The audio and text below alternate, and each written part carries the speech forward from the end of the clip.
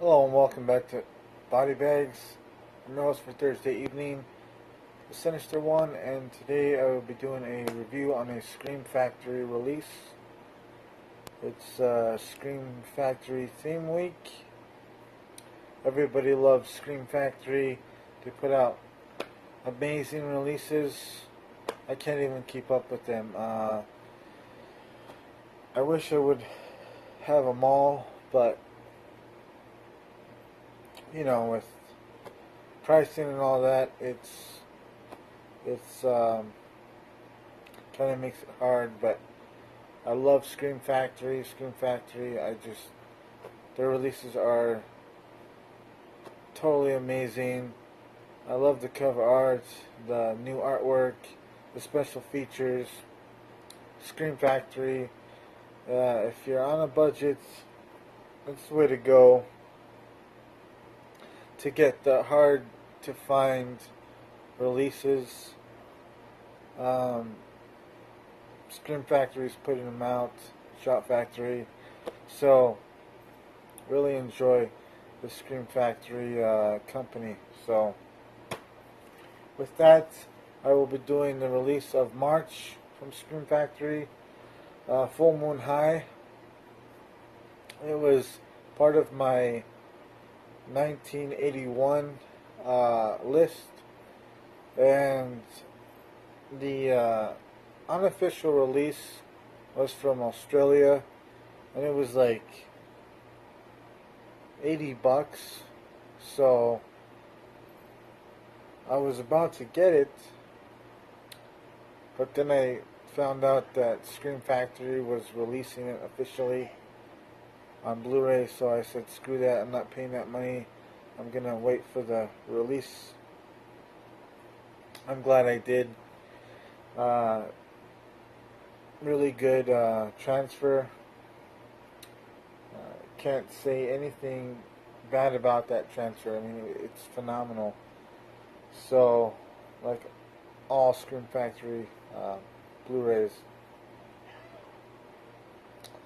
And this movie right here, it's a goofy movie. It's hilarious. It's retarded. It doesn't make any sense. It's just ridiculous. But I enjoyed it for what it was. Directed by Larry Cohen, the legend. It also stars Adam Arkin from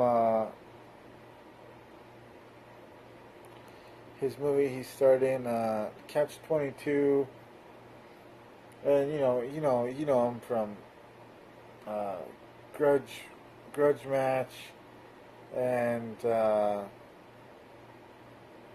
Pacino and Christopher Walken movie. I mean, he's an A-list actor. Really love his acting. Also, you have a cameo from Bob Saget. One of Bob Saget's very first movies.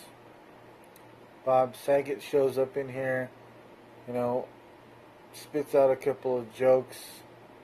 And I thought that was cool because I didn't even know. So, Bob Saget started in the genre. Once again, Hollywood created, the genre created Hollywood. And you have Pat Morita, Mr. Miyagi, shows up in here as the silversmith. I thought that was pretty cool. So basically you have a teenager jock, and his dad is like a spy for the United States. They go to Romania.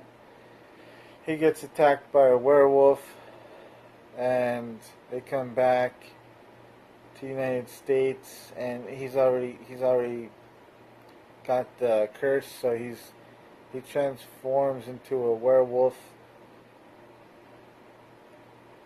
There's no blood or splat or anything like that.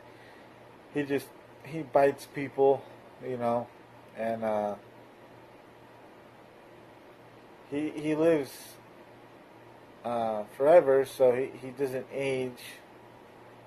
So throughout his high school, he drops out, and then 20 years later, he goes back to his high school and says, "My dad died. I'm his son. I'm Junior. I'm Tony Junior." So he tries to fit in, tries to graduate and defeat the team, the other football team that has always beaten his Full Moon High school. And it's just ridiculous. I mean, it doesn't really go anywhere. The plot's all over the place. But, you know, it was a good watch for what it was.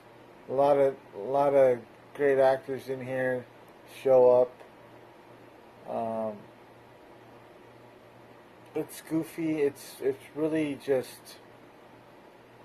It doesn't make a whole lot of sense with the plot. The plot's all over the place.